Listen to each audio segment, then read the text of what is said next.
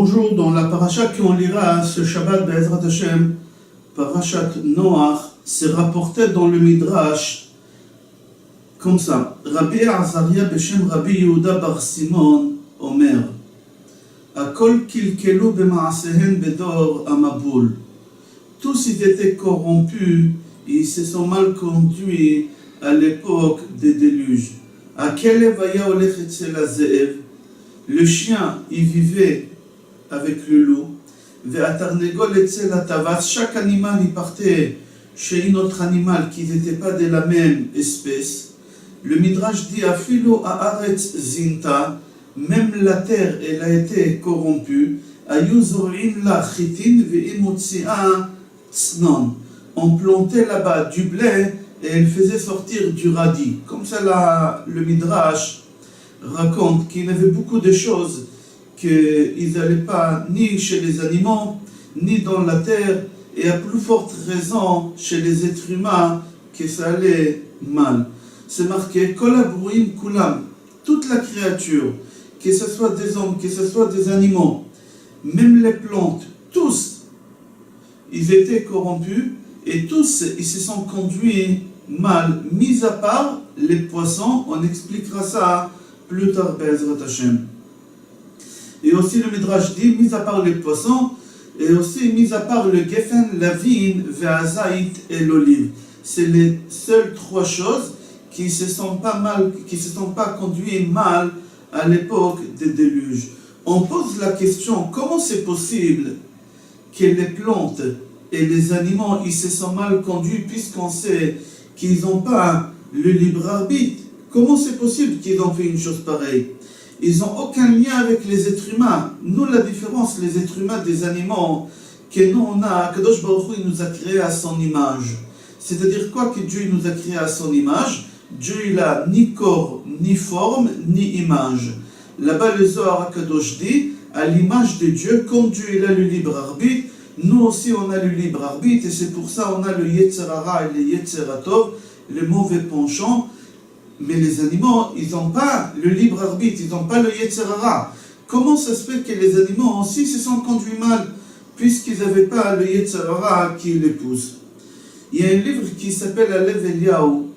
Lev Eliyahu, il répond, et il dit comme ça, que l'impureté que l'homme avait sur lui, il dégageait de lui, elle était tellement forte qu'elle était aussi, elle influençait aussi les animaux, et la terre elle-même, et les plantes, tout ce qu'il y a autour de l'homme, tellement l'impureté chez l'homme, elle était forte. Même s'ils ne voulaient pas se conduire mal, ils n'avaient pas le choix, les plantes et la terre.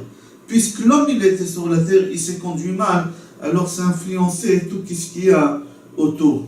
C'était comme un genre de microbe qu'on peut se faire contaminer comme il y a une maladie. On va rapporter une Gemara dans Ktubot, on va rapporter une Gemara Ktubot. La Gemara Ktubot, page Ain Zain Amud Bet, dit comme ça. Amar Rabbi Yochanan, Izaharu mizvuveh shel ba'alei ra'atan.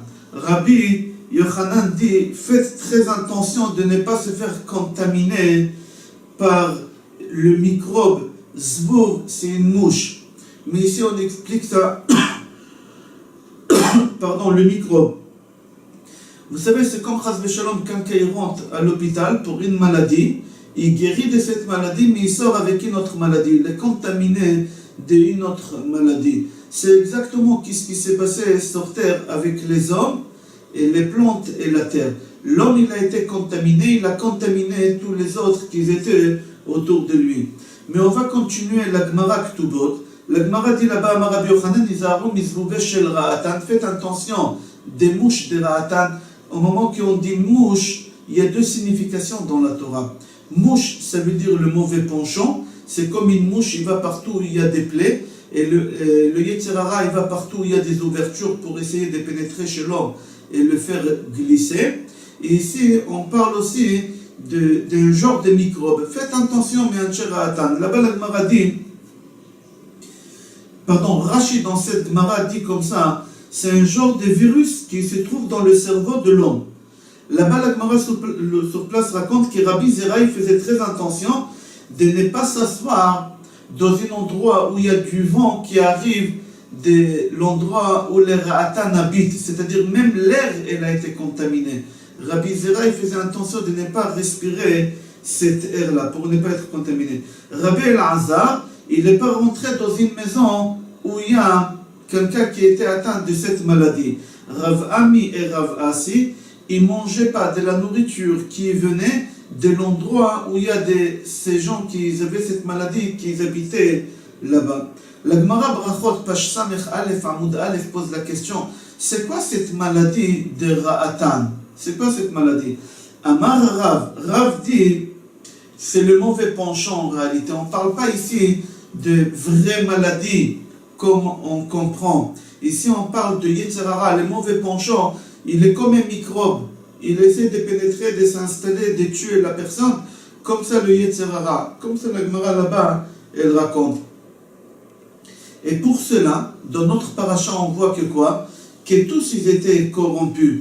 Que ce soit la terre, que ce soit les plantes. Et tout ça à cause de quoi? C'est à cause de l'homme. Parce que l'homme, il s'est mal conduit. Il avait l'impureté des choses qu'il faisait, qui s'influençait tellement fort sur la terre et sur les animaux.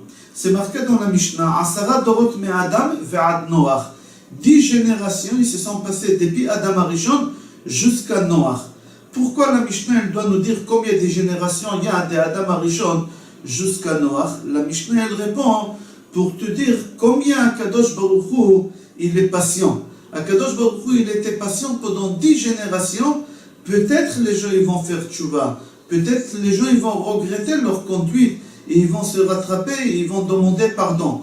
10 générations Akadosh Baruch Hu il a attendu et personne n'a eu l'idée de faire tchouva. Jusqu'à qu'Akadosh Baruch Hu il était obligé de ramener la déluge sur la terre et d'effacer la terre. Le Midrash pose la question, pourquoi en réalité les hommes ils étaient corrompus et ils se sont mal conduits? Pourquoi? Chazal dans le Midrash Bereshit Rabbah Lamed Dalet répond, là-bas il nous dévoile le secret pourquoi ils étaient corrompus. Là-bas dit qu'avant la déluge, les gens c'était différent d'aujourd'hui. Aujourd'hui on a toute la journée que des soucis. Parnassa, santé, éducation des enfants, Shlombaï, partout on voit que tout est sombre. Mais à l'époque, avant la déluge, c'était pas comme ça. Là-bas, le Midrash dit qu'une fois tous les 40 ans, ils plantaient. Et tout ce qui poussait, ils avaient assez pour 40 ans. La bénédiction, elle était extraordinaire. Les gens, ils étaient en bonne santé. Ils étaient géants. En quelques pas, ils faisaient traverser le monde d'un bout à l'autre. Et ils étaient tellement forts qu'au moment qu'ils traversaient en courant le monde d'un bout à l'autre, ils pouvaient arracher des arbres, même pas en s'arrêtant. Des vieux arbres qui étaient plantés dans la terre, ils arrivaient à les arracher. Là-bas, le Midrash aussi, il nous détaille la clim, comment c'était, la météo, comment c'était. Ni hiver, ni été, c'était le printemps, c'était extraordinaire. Même les bébés, au moment qu'ils venaient au monde, ils se mettaient debout sur leurs pieds tout de suite. Là-bas, le Midrash raconte qu'un jour, il y a une femme qui a accouché, et tout de suite après l'accouchement, elle ne pouvait pas se lever parce qu'elle était faible. Et elle a demandé à son bébé qui venait de naître d'aller chercher des serviettes pour qu'elle le lave. Et l'enfant, au moment qu'il est parti chercher des serviettes, il y a un démon qui l'a trouvé et il a voulu le tuer. Et le bébé il s'est disputé avec lui jusqu'à ce que le démon il était obligé de partir parce que c'était l'heure. Et il a dit au bébé, tu dis à ta maman que tu as eu de la chance. Parce que si le jour il ne serait pas levé, je t'aurais tué. Le bébé il lui a répondu, il lui a dit, je crois que c'est toi que tu as eu de la chance. Parce que si ma maman elle m'aurait lavé et j'aurais été propre et ma peau elle n'était pas glissante comme ça, je t'aurais tué depuis longtemps. Voici comment le Midrash raconte comment les gens y vivaient à l'époque. C'est-à-dire quoi? Si les gens y vivaient tellement bien, ils n'avaient pas des soucis de parnassa, des shlombaï, d'éducation des enfants, des santé, c'était très très bien, c'était le paradis sur terre. Là-bas le Midrash dit, les gens ils s'ennuyaient, ils n'avaient pas avec quoi s'occuper. Alors qu'est-ce qu'ils faisaient? Ils faisaient des averot. Akadosh Baruch Hu, il leur a donné tout ça pour le servir avec joie, sans souci. Mais au lieu de servir Hachem avec joie, ils ont parti faire des bêtises, ils ont parti vivre avec les animaux et essayer d'avoir des enfants avec des animaux. Les hommes avec les hommes, les femmes avec les femmes, comme ça le Midrash raconte. Et encore là-bas, le Midrash dit que dans le pasuk, dans la paracha, c'est marqué Vatemale haaretz Hamas. La terre a été corrompue. C'est pas marqué voleur. Il faut faire attention entre vol et corrompu. Et Hamas, c'est-à-dire quoi? Quelqu'un qui rentre dans un magasin et il prend quelque chose et il met dans la poche, personne n'a vu, ça s'appelle un voleur. Mais quelqu'un qui rentre dans un magasin où on vend de la nourriture, et d'après la loi, il a le droit, s'il veut acheter des olives, il a le droit de prendre une olive et de la goûter. Il a le droit, c'est pas interdit. Ici en Israël, c'est courant. Peut-être à l'étranger, non. En Israël, on peut rentrer dans tous les magasins et demander, par exemple, si on veut acheter une glace, il y a des petites cuillères, on peut demander, goûter quelque chose chez les traiteurs, etc. Mais le bonhomme, au moment qu'il venait goûter pour acheter 100 grammes de pépites, il venait pas seul. Le Midrash dit, il ramenait toute sa smala, il ramenait son père, sa mère, ses parents, ses beaux-parents, ses enfants, ses beaux-frères, ses belles-sœurs. Toute la famille venait et il disait, nous on veut goûter seulement pour acheter le 100 grammes.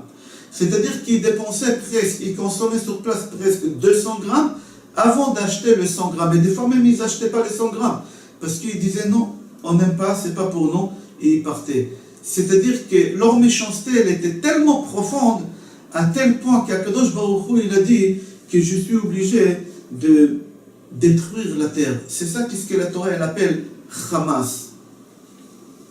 Après tout cela, on était sûr et certain qu'Akadosh Baruch Hu, il va exterminer, il va tuer tout le monde tout de suite. Non, mais Akadosh Baruch Hu, il est encore patient. Akadosh Baruch Hu dit à Noach, je veux que tu construis une teva. Pourquoi? Akadosh Baruch Hu, il a 1000 façons pour faire sauver Noach et sa famille. Il n'a pas besoin de Noach pour qu'il construise la teva.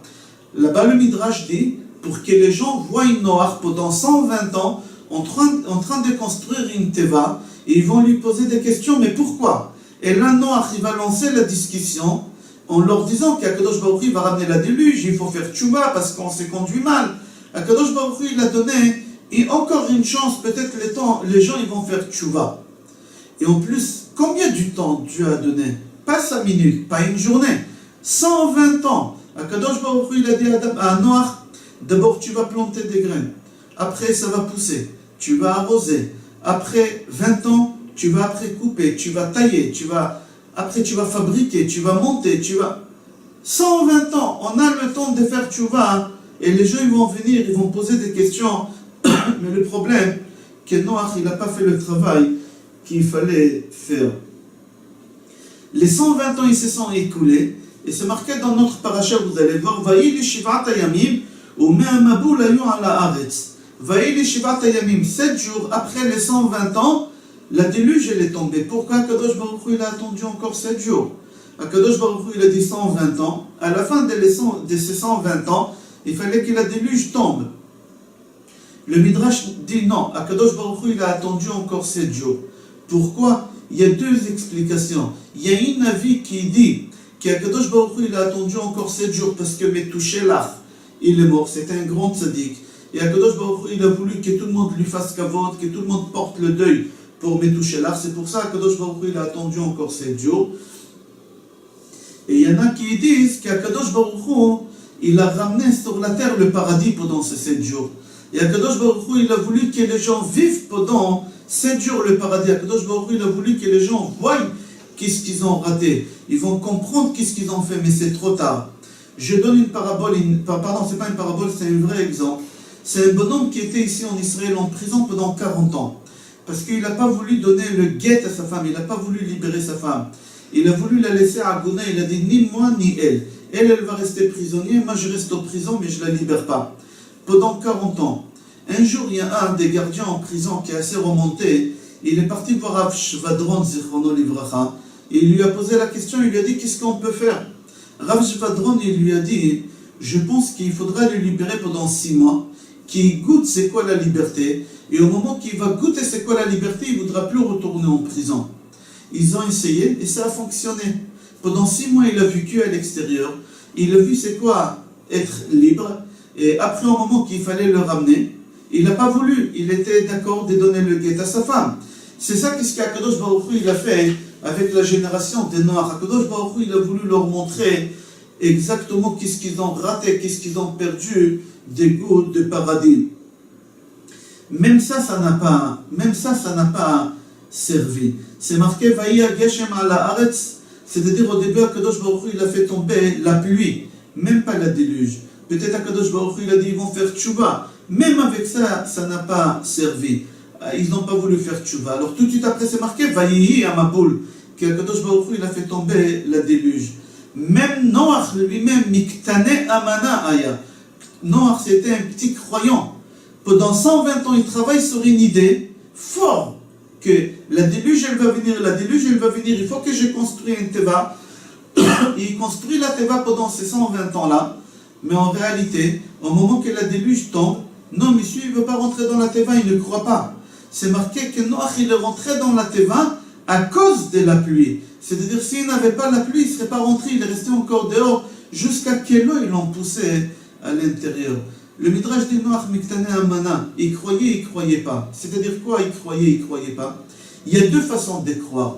Il y a quelque chose qu'on appelle dans la pensée, je crois mais dans la pensée, mais pas à fond, mais c'est uniquement dans la pensée. Je sais que le jour de la mort va arriver, mais pas plus que ça. Mais il y a la pensée dans le cœur, c'est-à-dire que je vis ça vraiment. Alors il y a une différence entre croire avec la pensée et croire avec le cœur. David Amelech il a dit Tov lalechet lebet ha'avel, mais lalechet lebet ha'mishtei. Il est préférable d'aller dans une maison d'endeuillé que d'aller dans une maison de joie. Pourquoi? Libo. Parce que le vivant, au moment qu'il va vivre le deuil, il va comprendre c'est quoi être endeuillé, c'est quoi la mort. Noach il croyait, mais dans la tête. Mais jamais il a imaginé vraiment la situation, comment elle va être. C'est pour ça qu'il n'a pas voulu rentrer dans la teva. Je vous souhaite Shabbat Shalom, Bracha ve'atzlacha, Besorot Tovot et Kol Tov.